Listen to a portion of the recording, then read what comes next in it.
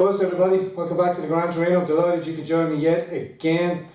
We some great feedback on yesterday's report. The Irish beef will be wiped off the landscape with John Claffey. So good, in fact, we decided to do it twice. But before I get started, as I always do, please, I importune, I beg you, I beseech you, don't forget, press the like button, press the subscription button and the bell, and you will be reminded of future broadcasts on the Grand Torino. And on a little side note, if you hear some exerting bark, we've got a Cujo the giant here, keeping an eye on the livestock around here and protecting his good family. And also, before I get going, please, I want to ask you, please don't forget to go to the Grand Torino website, the World Wide Web, grandtorino.ie, where we have some more merchandise, some mugs, t-shirts, all good for Glad and Brad, for the Christmas presents, you know, it's all coming in and it all helps keep the platform going. John Claffey, thanks for coming back and joining me again. So great feedback from our conversation, so good in fact, like I said, I decided we should come back up and touch on some of the very other subjects you didn't get a chance to touch upon. So with that, setting out the premise today, we thought farming, what now? Irish politics, the left and the right. We will branch off on various different topics there. And is the agri sector destined for low wage? Like the low wages that we spoke about getting depressed. The Irish politics, the left and right dynamic that does not exist, I believe, is globalism and nationalism and farming. Yeah. Hit me. Well, the last talk we spoke about the current state of Irish farming. There were sectors I didn't touch on, and I didn't really I didn't go into what I think our government's plan is for our sectors. The current beef crisis actually suits the government right down to the ground, because during the recession they signed us up to various climate targets for emissions during the recession when our economy was depressed. And we keep getting told now that if we don't make these changes, we're going to have to pay hundreds of millions of fines. What no one ever says is that those deals should never have been signed in the first place. The day after you were here in Tuesday's Farming Independent, there was 4 different articles across it's only a small publication across it, on opportunities for farmers arising in the future. Solar farms, wind farms, biomass, and all this, and the Farmers Journal is pushing this as well. They've been pushing it for a long time, and that is going to be just a bigger disaster for Irish farmers, because it's going to involve more debt, more infrastructure. None of this equipment is made in Ireland. We don't make solar panels, we don't make wind turbines. The turbines for compressing and burning methane gas from biodigesters, we don't make that either. All of that will have to be imported. In my opinion, wind turbines are only good for pumping water to cattle, like what they have in the outback in Australia and parts of America. That's an unreliable system. It generates power when the national grid doesn't need it, and it has basically led to the creation of 2 generation sets in Ireland. The reliable ones, the gas, the coal, the peat, though that's nearly gone, that gets turned down when the wind is blowing, and it gets wound back up when the wind is in there. It is, I compare it to the equivalent of having to buy 2 cars, because one of them can't be driven at night. You have to have a second one. We have, I think, a daily demand of about 3,000 to 4,000 megawatts. We have a current generation capacity in this country of 7.5, and the plan is to increase it to over 10.5, basically 3 times what we need. The people who invested in gas plants during the boom, they will never build a gas plant in this country again. They are the most efficient. Only nuclear is more efficient. They will never build them again, because they get told to wind it up and wind it down. The constant winding up and winding down leads to less efficiency and more maintenance. They are designed to run at 90 to 95%, 100% efficiency. Excuse me. Most of the time, being brought down to 15, 20, 30% and then wound back up again. Takes years off the working life of one of those plants. Solar panels are being pushed big time to either be fitted on sheds, or the new plan is to just cover a field that's south facing on it. Those solar panels and the plan for electric cars, electric vehicles, that is really an extension, an expression of middle class guilt that has been drummed into people to feel guilty for the impact that mankind is having. again, we don't make any of that in Ireland. And the processes involved for creating solar panels and electric cars, the batteries for those cars, is an incredibly dirty, hazardous manufacturing process that has been done in third world countries where life is cheap, there's no environmental regulations. Children pulling the minerals out of soil, mines in Africa and stuff. Yeah. It's well documented throughout the Yeah, world. it's basically child labour and cheap labour working for 90 cents a day type thing. But that comes into Ireland and it looks like a nice clean green product. What people forget about electric batteries, you still need a power source. I think in the 1970s, we banned even discussing building a nuclear plant. That can't even be discussed. If you're really concerned about low carbon emissions and you're not willing to discuss nuclear, well then you're not really serious about the issue you pretend to be concerned about. The one that's probably going to get pushed the most in this country is for farmers is biomass. I saw Duncan Stewart on EcoEye a few weeks back. He was in a field of beautiful lush grass and it was being cut for silage. Yeah. And his vision for, rather than this being fed to livestock that were releasing methane, was that this should be going into digester plants and creating electricity. What these people seem to forget about all of these is that the machinery needed to produce all those crops is all diesel powered. The fertilizers are imported. And a byproduct of fossil fuels as well. And byproducts of fossil fuels. So you're not taking fossil fuels out of the equation. You're just dressing it up to make it look like what comes out the other end is environmentally friendly, and you're just ignoring the manufacturing process. If there was of these plants, the biggest one in England, there was an audit done on it a few years back, and they calculated that when you subtracted from the energy that was produced, with all the energy from fossil fuels that had gone into the process, there was no net energy produced. One small village, a very small sleepy village that was under preservation order. The English have been very good at preserving the character of their villages. Suddenly, there was 200 lorries going through the village every day, back and forth. There was a couple of major spills from the plant that destroyed the local river and fish kills. It happened a couple of times. One of the main aspects we're being told farming is contributing methane. The animals we have are putting methane into the atmosphere, and it's a greenhouse gas. It is has a worse effect on climate than even carbon dioxide. I think the people doing this, pushing this, really need to study a little chemistry. All cows do with organic matter is process it. The methane is there anyway. If there wasn't a single cow in this country and all that vegetation was allowed to rot back into the ground, which it will do, methane gets released. The methane is there anyway. What cows do is just take the protein and energy out of that grass and turn it into something we can eat. The methane, their plan for the biodigesters is to get rid of a lot of our cows, grow crops instead, put them into these, capture that methane and burn it.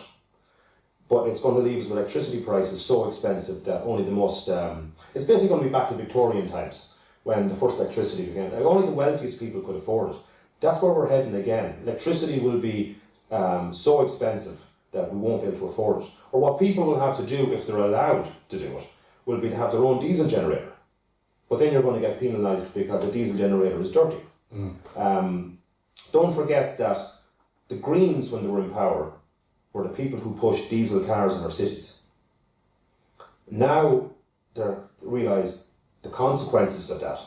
More particles in the air, nitrous oxide, very, very bad for human health. A diesel engine is meant to be in a ship, a tractor, or a truck. That's really what they're... For torque, for power. For torque, for power, yes. And you can't replace that. Diesel engine won't be beat for that. The Green Party, don't forget, the Green Party, Eamon Ryan, not that long ago, was pushing that Ireland needs to see itself as a country of 10 million people. Yeah, I remember that. Doubling the population. While at the same time he's proposing that we totally 100% decarbonise the economy. That is how you end up with anarchy, because you have a population, energy becomes so expensive, and that would turn Ireland into a shanty town in the space of a year. I wonder, I just don't understand Green Party politics, the disconnect between one of their advocacy policies. Like, take for example, yesterday I was in one of the councillors, Kieran Cuff, I think it was, tweeted out about the indigenous Brazilians having a right, because we were equating back to the Brazilian forest burning. And this indigenous Brazilians had their hut burned down 2 weeks ago. And he was saying, my village is the continuation of my children and it's so important. And I made the analogy then that here the Green Party were advocating for Brazilian indigenous rights, but nothing for the Irish indigenous who don't have a right to their own homelands, pretty much like the indigenous Brazilians did. But it's just a case that anybody that can get to Dublin Airport, including Brazilians, can become Irish. Yeah. But only the indigenous Brazilians have the right to their own homelands, which is sacrosanct. You know what I mean? I want to kind of just finish off as we go out, talk about the working Joe Soaps, the people that are affected, the farmers that have their wives work, that have to do a part-time job, also their wives have to carry the burden of the workload too, without taking in part-time work, as well as run the house, compared to the young families and the young Irish indigenous that are forced out of the rental market because of the crazy rises of rent, can't get on the mortgage ladder and are forced to move back home with their parents and stuff, if they are lucky enough to get that sort of situation. Those people, and then the march on towards the middle class, as we said, the D4s now have the provision centres, but the middle class are going to be caught out by the cheap labour in their markets, and the professional classes, as the Google types, as the doctors, or whatever, they drive their wages down. And as what's happening in the United States, now the middle class is nearly non-existent. There's going to be that gap of have not, like people in Romania, there is that huge connect in Romania, having watched it, that you are either poor or you're up there, or you get out of the country and you go earn an income and help everybody else, like the Ceausescu policies we mentioned earlier on. Yeah, what Micheál Martin said, we can no longer afford rural Ireland. That's like, when I heard that statement, he said saying that statement the last time, I hadn't heard that, was I just immediately thought of Ceausescu in Romania, where you get all the people out of rural areas and you get them into these just blocks of concrete, and then like some of them get wheeled back out to run the collectivist farm. But I mean, soulless, a collectivist mindset to just destroy the character of a country.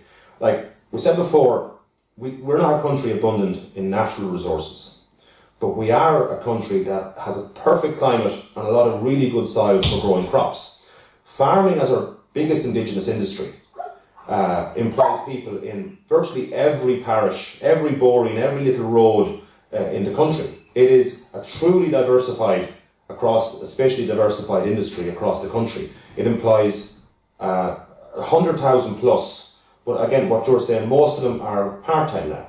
So, and I said the last time that I felt subsidies have created a sense of dependency. People can't live on it by themselves. If you were to calculate what they're making a few thousand a year. It's working out €1 an hour, €2 an hour. But then when they're forced to go get a job, the government is absolutely on their neck, taxing them. When their wife has to get a job, she gets taxed. So what is it? Do you want them to be able to earn a living and provide for themselves? Because we are in a situation now where the people who are self-employed or who want to provide for themselves are the people who are paying for everything. The waste in this country, when Enda Kenny took power for the first time, he did so on a platform of value for money, getting the country, cutting waste. He didn't mean a word of that, all he wanted was power. Because the first thing that should have been done was an audit of every government department, and especially an audit of every county council, because they're just money pits. That wasn't done. So there has never been, what you're saying, we're heading for this low wage, but we have the layer on top that is immune from everything. No matter what measure our politicians or senior civil servants dream up to bring in for us to change our behaviour as to what we drive, what fuel we use, when the costs invariably come through the system and really start hitting your pocket, they're in charge of the tax collection. So there'll be pay increases, extra allowances for driving to work, there'll be allowances for changing your vehicle. government plan probably to have grants and at the moment for people changing to electric vehicles. What that is a tax on the poor. The plan and the Farmers Journal and the Farm Independent and our politicians are going to push this. What we seem to have forgotten here, we don't have coal. We have some gas, but we have to import a lot of the fuel we use here. Really, in a system like that, job creation or job numbers aren't the important aspect of it. The goal of energy production is to produce energy. And quite frankly, if there could be one power station generating all our power that could be operated by 3 men on an 8-hour shift, that's the ideal system for Ireland. It's to produce energy. The plan now seems to be to have as many people creating energy as possible, forgetting, of course, that it all has to be paid for. The long-term effect on energy prices in this country is going for us to... We already have the 4th dearest electricity in Europe. We will have the dearest electricity in Europe. Yeah, we spoke about that briefly there, just while you touch on that. We already, through practices of our own way back in the day, we had one of the cheapest electricity prices in the market, in the European market. But then when the government enacted changes to open up competition, they increased it nigh on fourfold to attract competition. But in essence, it's never gone back to where it was at the start. No. And the competition that's come in has only driven it further up because they only came in at that initial start. When the ESB had a monopoly on power generation in this country, we had some of the cheapest electricity in Europe. And a regulator was appointed to liberalise the market, and the price was stepped up to attracting competition. Why they expected that competition to come in and suddenly start cutting each other's throat with price seemed to have escaped them. And now we are heading down the road of having even more expensive electricity. Where we are here in the Midlands is a lot of bogs. There was 2 power stations that you could actually see them from our land. Shannon Bridge, which is about to get closed down, and there was Forban Power Station, which was closed a long time ago and demolished. On the site, because there's a substation on the site to the national grid, there was a company trying to build a gas power plant there for about 10-12 years, and they kept getting knocked back and knocked back and knocked back. The same company, seeing what way the wind was blowing, decided to put in planning permission for a battery storage plant. Fairly untried technology. We have no idea how reliable it is, but one thing we do know about it is that if power goes in there at 18 cents a kilowatt hour, it comes out at over 40. So who is going to pay that? No one is going to want to pay 40 cents a kilowatt hour. So what essentially will happen is the price of electricity will rise in general to kind of blend that in to hide the effects of this. Again, that will be the biggest battery plant operating in Ireland. What could be the first of its kind. All imported. All imported. Totally the optics of illusions. Let's push on now to Irish politics, the left and right paradigm. And I wanted to start off with a letter that was brought to our attention, dates back from 2005. That's if it's all right with you. Yeah. I'll blast off this letter, and that should kind of lead us off into the topic there of Irish politics. So this is from the Irish Times back in 2005, December the 6th. And it's a letter addressed to the editor of a piece. It starts, Madam, and I'll link it in the description box as I always do. There has not been a dispute for so many years so fundamental and defining for the trade union movement as the Irish ferries dispute. It poses most serious questions regarding where this nation stands on workers' rights. For Irish ferries, only one thing matters: to make as much profit as possible. If that means getting rid of all its Irish staff and bringing in foreign nationals to exploit by getting them to work for 80 hours for €3.50 an hour, so be it. And to add insult to injury, get the Irish taxpayer to fork out $7 million by way of a redundancy deal. If we assume that the thinking behind this plan is confined into the management of this company, we are very much mistaken. There are many instances of employers in some industries taking advantage of foreign nationals and paying below the minimum wage.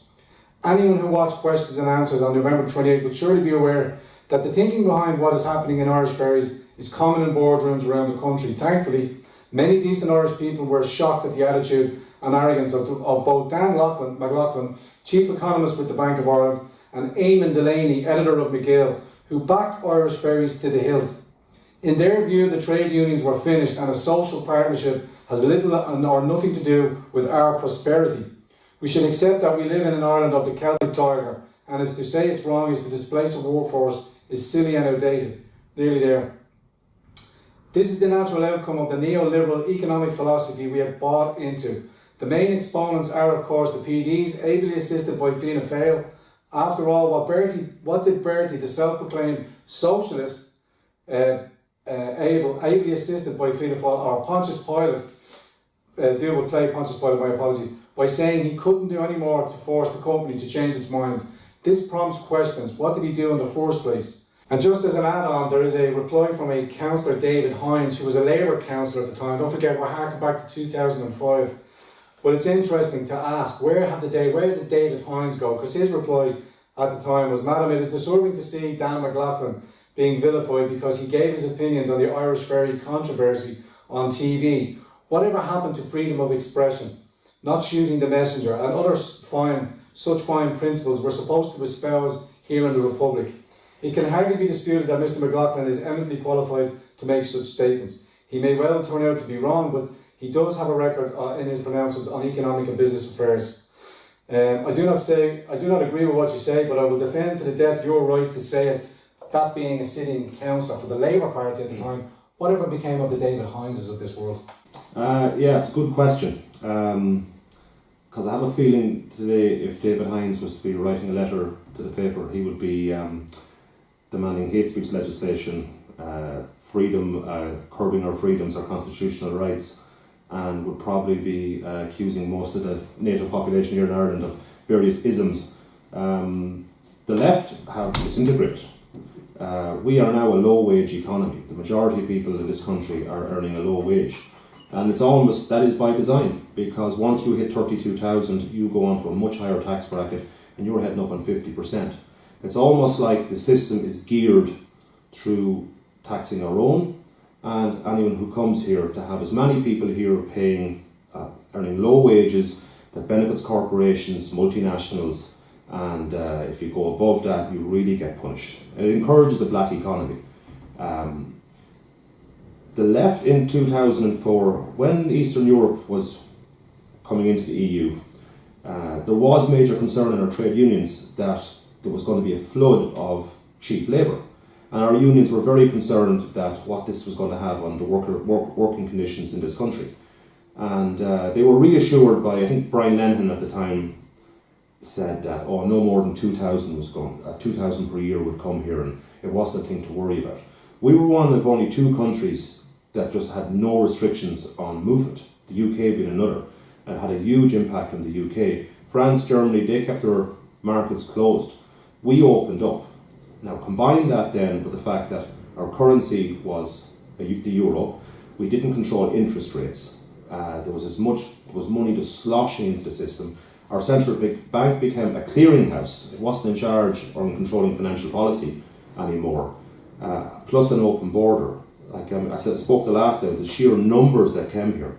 Like the impact then on wages was absolutely massive. I mean, there's a local concrete plant near here, Banagher Concrete. 600-700 people employed there at peak. Nearly all of them are Eastern European. They're working on probably €6-7 an hour. Mm. Now, at the time that market opened up, the wages went down and their workforce suddenly started becoming Eastern European rather than Irish. Don't forget at the time, Bertie Ahern was trying to buy an overall majority with taxpayers' money. In the space of a couple of years, public spending tripled in this country. Tripled. And the quality of services went down. Yeah. Children's allowance and benefits for children were among the highest in Europe. I know of a case of an Estonian man who was working in Banagher Concrete, and between all the various child benefits, there was an extra 1,000 for children under I think a year old or 2 years old. He had 3 or 4 children back in Estonia, and I think in 1 year alone he sent back about 13,000-14,000 just in benefits. Massive. Now, to put that in context, the salary for an Estonian MEP in the European Parliament, their salaries are set by their home governments, was 14,000 a year. So a low-skilled worker working below minimum wage or below it in Banagher Concrete was sending back the equivalent of an MEP's salary in benefits just of this in country. benefits. Yes. Shows the open wound that is the welfare system in Ireland, tied along with open borders and mass movements of people. Well, I think it was Milton Friedman who said it one time, you can either have a welfare state or open borders. You cannot have the two. Because migrants will always be attracted. They are acting rationally when they go to where they can get the most money. They're going to move to a place that allows them to improve their quality of life, because that's where the work is. And it's incumbent upon the corporations, you would have thought, to drive up their profit margins and drive down their costs, i.e. wages, if it's the easy movement of that. What is the government's role in all this? And then what is the trade union movement that used to exist in this country? Whatever happened to the trade unionists? E. Michael Jones makes a very good point on this, what happened to the left. Since the time of Foucault, they traded workers' rights and representing workers for sexual liberation. Give us freedom to do what we want, consequence free, and we'll forget about fighting for better wages, better rights, better control of our lives, more independence to live our lives the way we want, through having a good wage, good family structure, a stable society, to sexual freedom. And they made that trade-off. Now, it took a bit longer for that to hit Ireland, but it has hit Ireland, because now our trade unions are concerned, or their main thing seems to be abortion, gay rights, consequence-free living, or the state will pick up the tabs for when things go wrong from that consequence-free living. But what has that got to do with the ordinary working man who just wants to get on with his daily rate and have his workers' rights, have his, like, say for a carpenter, for example, the trade union rate is 1880. But when you go onto sites or you ask other carpenter friends of mine, they're scalping around for a better price, they're offering the black market again at 17, below the agreed trade union. Well, where's the trade union in the protection of workers' rights? Should be against the free movement or the mass movement of cheap labour, because it's affecting their membership. It's not the benefit for their trade union membership, I would assume. I think it took longer to kick in here. You go back far enough, the failure of Marx's predictions from World War One, that the working people didn't all unite against the elite, the bourgeois, that they fought for their nations, because that went deeper into the soul of the European men. That they withdrew, retooled, and came back with they needed to create a new man, a new European man. Nations would have to be destroyed. And one way of doing that is to focus on what became the Frankfurt School. It's identity politics. It's rather than a class issue, it's you subdivide into race, sexuality. The old school trade unionists in this country, like under British rule here, there was grinding poverty in our countryside. There was grinding poverty in our urban centres. Truly just horrible conditions. Right up into the 50s in this country. It was only in the 60s when it started to turn around.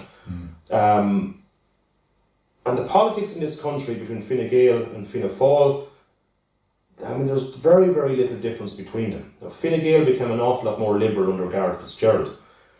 His economic policy, he was a Keynesian economic, that's what he was married to. And that was an absolute disaster. He doubled the national debt in 4 years.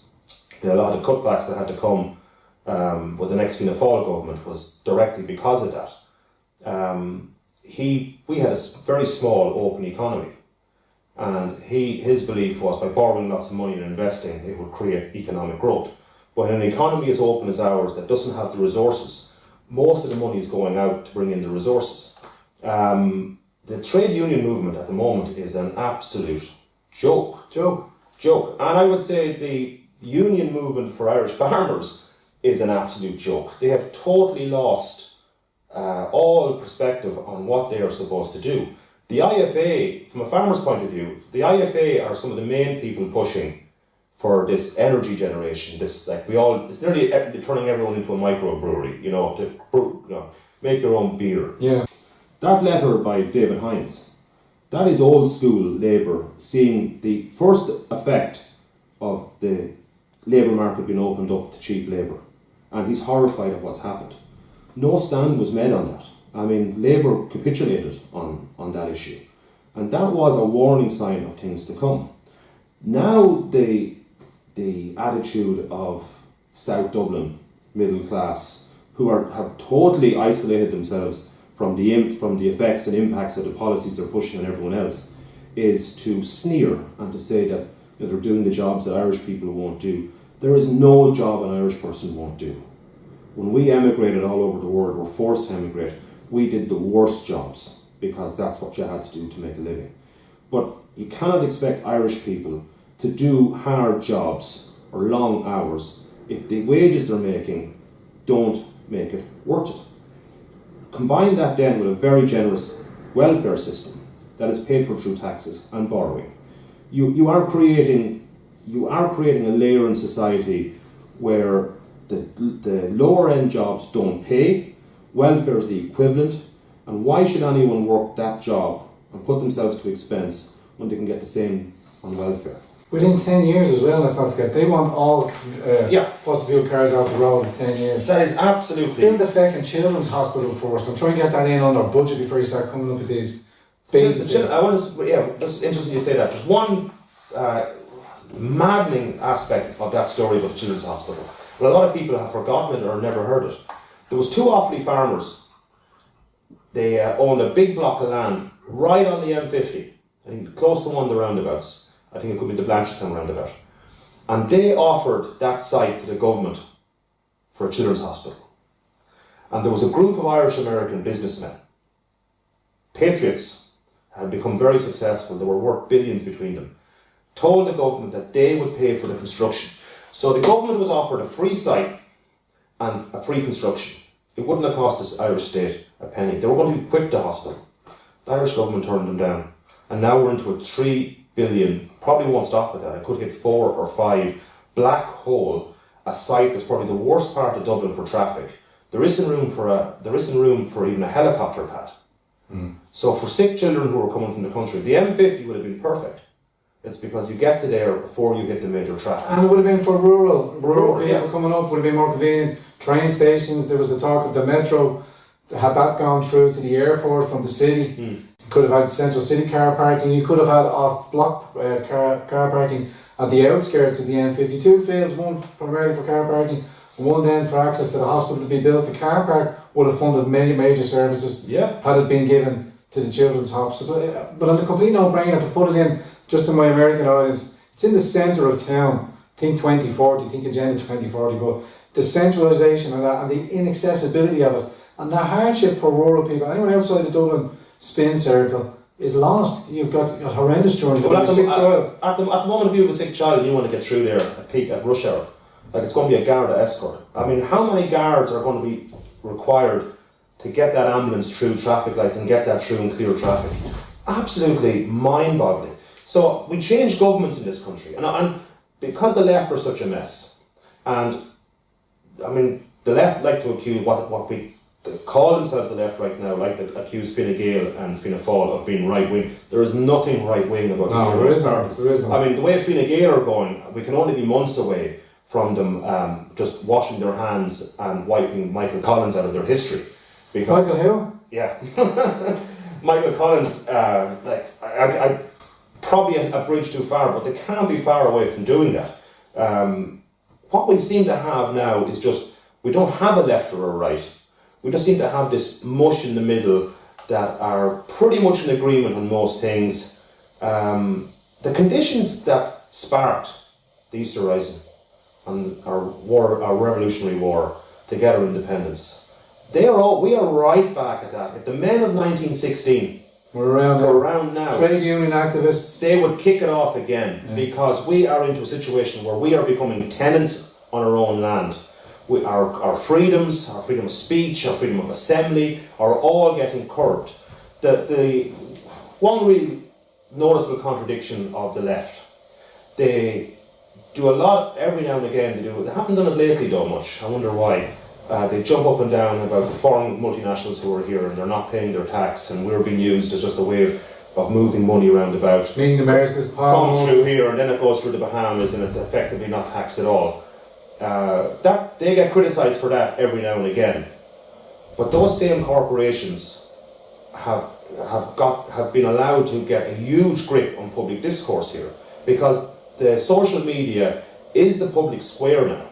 Not many people are watching TV, not many people are buying newspapers anymore. So that is the public square.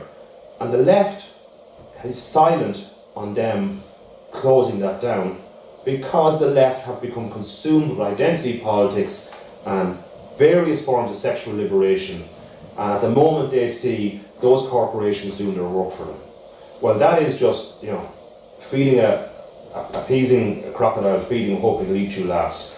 Like, eventually they will get turned on as well. And that's what I meant with the inception coming towards the middle class. John, we're going to end that one there at this time.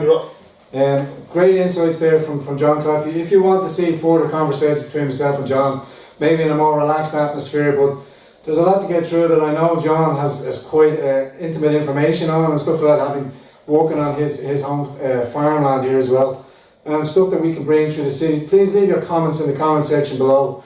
Again, there was a great comment section from the last article on a farmer similar to John, who lamented the loss of the suckling calf trade, the older generation of farmers who were skilled in raising the suckler farms, and that was being lost through the...